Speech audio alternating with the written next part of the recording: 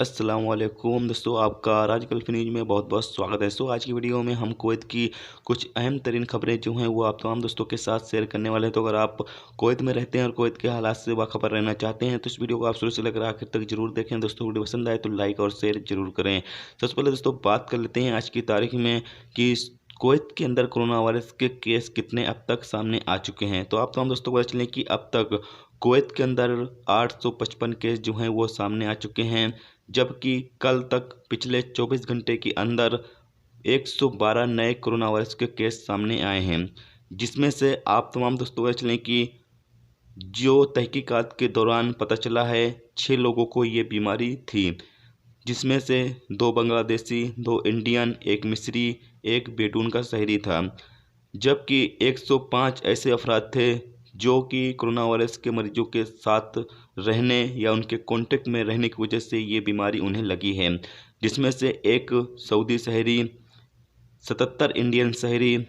5 Pakistani, 8 Bangladeshi,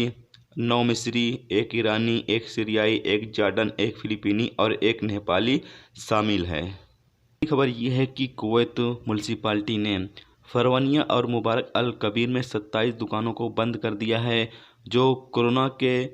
process की खिलाफ वर्जी कर रही थी। यानी कि जो कुवैत में कोरोना वायरस की वजह से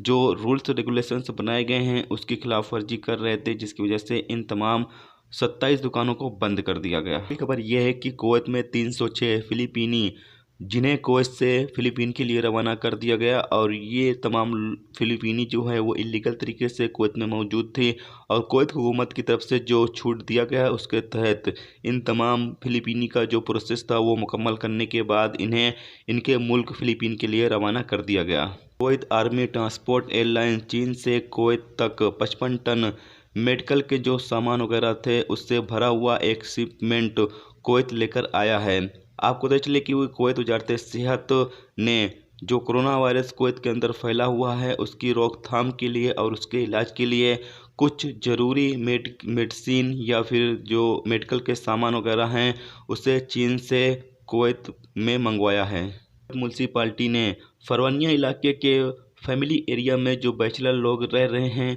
उनके रूम की जो लाइट या पानी वगैरह का जो बंदोबस्त है वो बंद कर दिया है और लाइट भी काट दिया है, और मकान के जो मालिक हैं उनसे कहा गया है कि फ़ौरन ही जितने भी फैमिली एरिया में बैचलर लोग रह रहे हैं उनसे जो रूम है वो फ़ौरन ही खाली करवाया जाए। अगर वो ऐसा नहीं करते हैं तो उनके खिलाफ़ भी एक्शन लिया जाएगा, और बाकी जो लोग फैमिली एरिया में बैचलर लोग रह रहे हैं उनके खिलाफ़ भी एक्शन लिया जाएगा।